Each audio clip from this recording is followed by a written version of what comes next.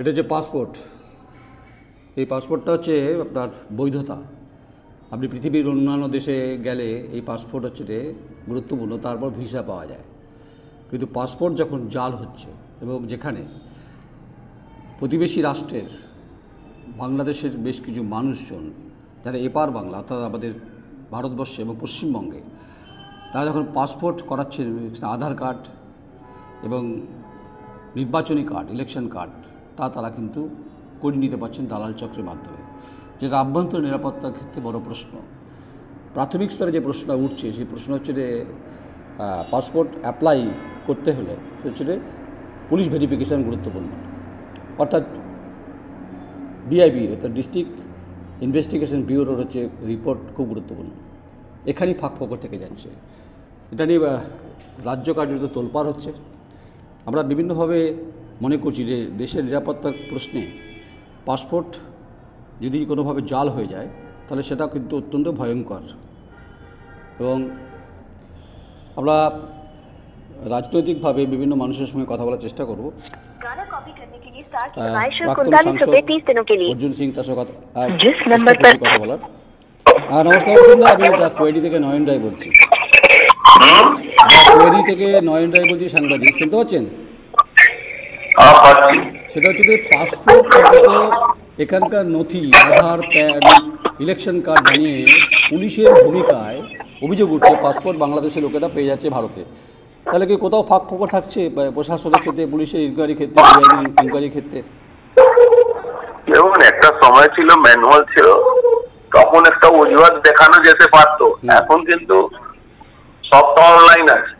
তা সত্ত্বেও সব থেকে যে পাসপোর্টের সমস্যাটা কোন জায়গা আছে, সিভিক ভলেন্টিয়ার হয়ে গেছে এসপি লোকটা।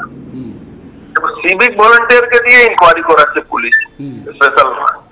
সেখানে 5,000 থেকে 25,000 টাকা দিলেই আপনার সব কাজ হয়ে যাবে।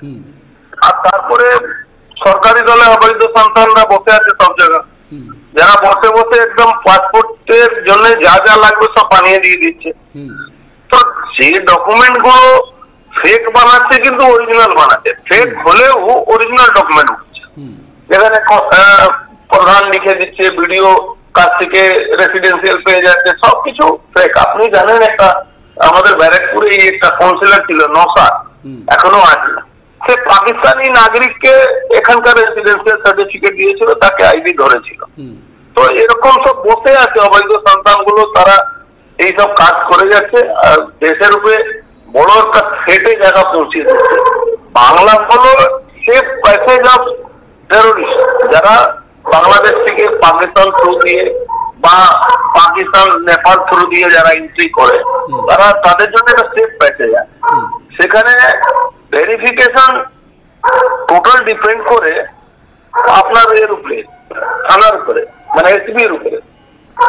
আমরা পাসপোর্ট বানাতে গেলে আমাদের পাসপোর্টের ইনকোয়ারি করায় এসপি কে দিয়ে, যারা আমরা এখানকার, আমি 4-5 বারের পাবলিক রিপ্রেজেন্টেটিভ, তাও আমাদের ইনকোয়ারি হয়।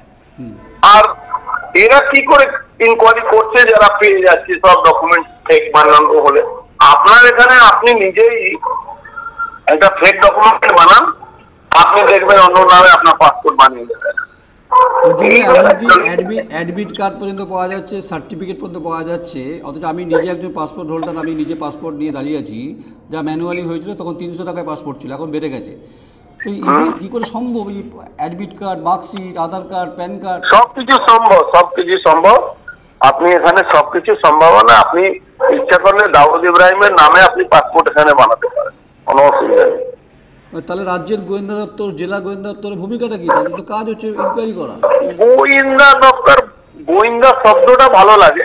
আচ্ছা, গোয়েন্দা দপ্তর আর গোয়েন্দা লোক কোনো কিছু নেই এখানে। মানে গোয়েন্দার সঙ্গে রোহিঙ্গা সম্পর্ক আছে বলছেন? হ্যাঁ, গোয়েন্দার জায়গা রোহিঙ্গা বললেই হলো। গোয়েন্দা আর নেই, সব রোহিঙ্গা হয়ে গেছে। অর্জুন, এটা আমাদের আন্তর্জাতিক স্তরেও একটা থ্রেট, যেটা আপনি বলছেন ইন্টারন্যাশনাল থ্রেট, এটা আমাদের কাছে অত্যন্ত গুরুত্বপূর্ণ। কারণ প্রতিবেশী বাংলাদেশ কার্যত এই মুহূর্তে অগ্নিগর্ভ অবস্থা। তার মধ্যে পাসপোর্ট চক্র বারাসাতে বিভিন্ন জায়গাতে নাম উঠে আসছে। আপনার জেলাতে সব থেকে বেশি নর্থ 24 পরগনা, সাউথ 24 পরগনা, যে শিলিগুড়ি এইসব এন্ট্রি পয়েন্ট গুলো আছে যেখান থেকে বাংলাদেশ নেপাল থেকে ঢোকা যেতে পারে, এই জায়গা থেকে এরা সব থেকে বেশি এই কাজগুলো হয়। ঠিক আছে, thank you Arjun da, thank you.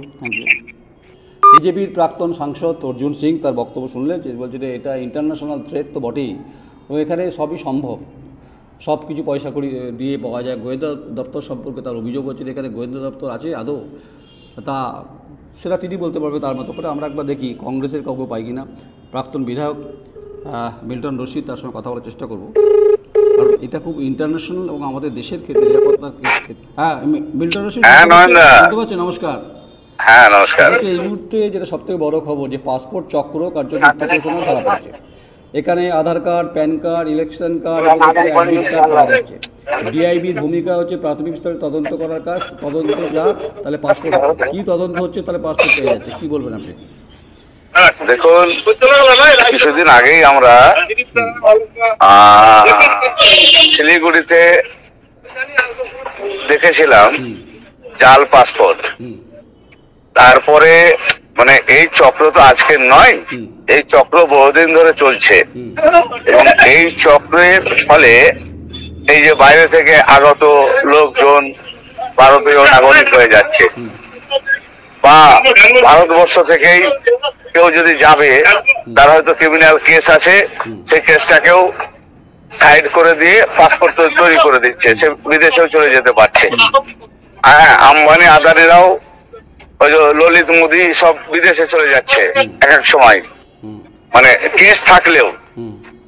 এইটাকে যদি ভারতবর্ষের সরকার নিয়ন্ত্রণ না করে, আগামী দিনে আমাদের যে আভ্যন্তরীণ নিরাপত্তা আছে সেই নিরাপত্তা ভেঙে পড়বে। বিদেশ থেকে আমাদেরকে এসে মানে অ্যাটাক না করে আমাদের সঙ্গে থেকে আমাদেরকে শেষ করে দেওয়ার চক্রান্ত করতে পারে।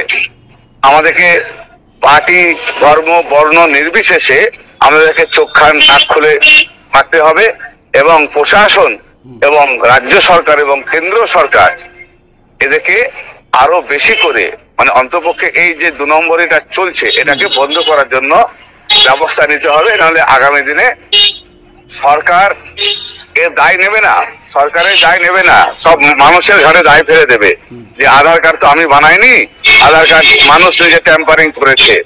কিন্তু আদতে ভালো হলে সরকারের সুনাম, খারাপ হলেও সরকারের দুর্নাম। এটা মাথায় রেখে কেন্দ্র সরকারকে কাজ করতে হবে।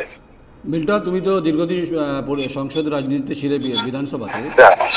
কেন্দ্রের সরকারের যেমন ভূমিকা রয়েছে, কিন্তু পাশাপাশি রাজ্য সরকারের যে জেলা গোয়েন্দা দপ্তর, নিশ্চয় আমি তার জন্য তো রাজ্য সরকারের কথাটা তুললাম, যে উইংস গুলো আছে সেই উইংস গুলো তো রাজ্য সরকারের।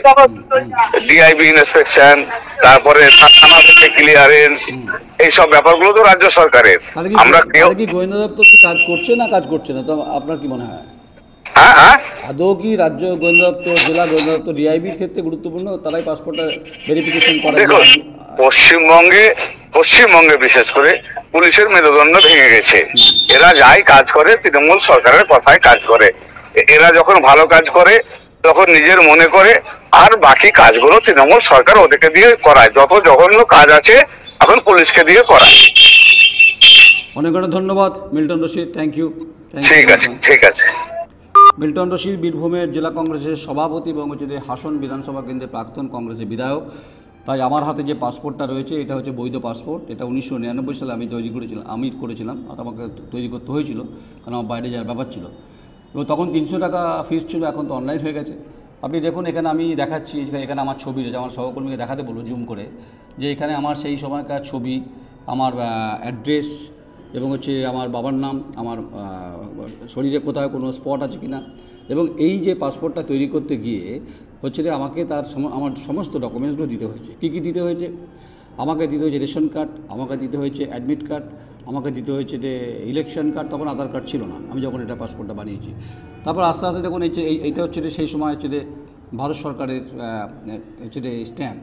মূলত হচ্ছে যে ডিআইবি অর্থাৎ ডিস্ট্রিক্ট ইনভেস্টিগেশন ব্যুরো, তাদের যে ভূমিকা, সেই ভূমিকা নিয়ে প্রশ্ন উঠছে। এবং এই যে শেষ পাতায় যদি আসেন আপনারা, এটা পাসপোর্ট এখনও আছে, সেখানে বাবার নাম, সেখানে মায়ের নাম, সেখানে শরীরে কোনো স্পট আছে কি না, সেটা হচ্ছে যে খুব গুরুত্বপূর্ণ। তাহলে এখানেই তো প্রশ্ন থেকে যাচ্ছে যে রিপাবলিক অফ ইন্ডিয়া যে পাসপোর্ট, আমি তো হাতে নিয়ে কথাটা বলছি, তাহলে যারা অরিজিনাল পাসপোর্ট হোল্ডার তারা আতঙ্কিত হয়ে পড়ছে। পশ্চিমবঙ্গের সীমান্তবর্তী জেলা উত্তর চব্বিশ পরগনা এবং দক্ষিণ চব্বিশ পরগনা এই জেলাতেই এই অভিযোগটা বারবার উঠছে কেন? তাহলে সেখানকার ডিআইবি কী করছে? সেখানে ডিআইবি কি সত্যি তাদের ভূমিকা পালন করতে পারছে? কারণ ডিআইবির যে ভূমিকাটা হচ্ছে প্রাথমিক স্তরে যে সেই ব্যক্তির বিরুদ্ধে কোনো ক্রিমিনাল অফেন্স আছে কিনা, ক্রিমিনাল কেস আছে কিনা সেগুলো দেখা, লোকাল পুলিশ স্টেশনে সেগুলো খোঁজ নেওয়া, আদৌ সেগুলো হচ্ছে বলে মনে হয় না। যদি হতো তাহলে এই ধরনের জাল পাসপোর্টের চক্র কার্যত 4 জন গ্রেপ্তার হয়েছে দেখছিলাম। বসিরহাট এবং বারাসাতের ছবি আমরা দৃশ্য দেখছিলাম। এটা শিহরিত হওয়ার মতো কিছু নতুন কিছু নয়, এই ঘটনা আগেও ঘটেছে। কিন্তু এখানে কেন্দ্র এবং রাজ্যের যে ভূমিকা, যেটা আমাদের দেশের ইন্টারনাল পলিসির ক্ষেত্রে গুরুত্বপূর্ণ, ও যে ইন্টারন্যাশনাল থ্রেট আমাদের কাছে। কারণ সম্ভব নয় এই মুহূর্তে বাংলাদেশে কী ঘটছে, কারণ কে ওপার বাংলাদেশে চলে আসছে, সেখানে দালাল রাজ ফিট করে তারা এই সমস্ত কাগজপত্র আধার কার্ড বানাচ্ছে, পঞ্চায়েত প্রধানদের সার্টিফিকেট নিচ্ছে। এখানেই হচ্ছে এই যে পাসপোর্টের বিষয়টা নিয়ে আলোচনাটা শিরোনামে সংবাদে উঠে আসছে, খুব স্বাভাবিক। তাই আপনি সতর্ক থাকুন, আমরাও সতর্ক আছি। কিন্তু পুলিশের ভূমিকায়, রাজ্য পুলিশের যে, আবার বলছি, গোয়েন্দা দপ্তরে যে জেলাভিত্তিক যে শাখা যেটা আছে, ডিস্ট্রিক্ট যাকে ডিআইবি বলা হয়, সেই ভূমিকা নিয়েও প্রাক্তন বিজেপির সাংসদ অর্জুন সিংয়ের একই বক্তব্য, প্রাক্তন কংগ্রেসের বিধায়ক মিল্টন রশিদ তার একই বক্তব্য। এটা দেশের পক্ষে অত্যন্ত থ্রেট। তাই নকল পাসপোর্ট বানানো হচ্ছে, এটা কিন্তু আসল পাসপোর্ট। আমি নয়ন রায়, এই পাসপোর্ট আমি হোল্ডার। এটাকে রিনিউ করতে গেলে এখন অনলাইন হয়ে গেছে, তার ফিস বেড়েছে, কিন্তু প্রপার ইনকোয়ারি হওয়াটা উচিত, যা হচ্ছে না বলে এই অভিযোগ উঠছে। এটা আপনারা সতর্ক থাকুন। আমরা কমেন্টস বক্সে আপনারা কমেন্টস করতে পারেন, মতামত দিন। আমরা এই ধরনের দেশের নিরাপত্তার ক্ষেত্রে গুরুত্বপূর্ণ ভূমিকার ক্ষেত্রে যে পাসপোর্ট তা জাল হচ্ছে, জাল চক্র আছে, সেই চক্রগুলোকে প্রশাসনিকভাবে ব্যবস্থা না হোক, এটাই আমরা চাইব। নমস্কার, নয়ন রায়।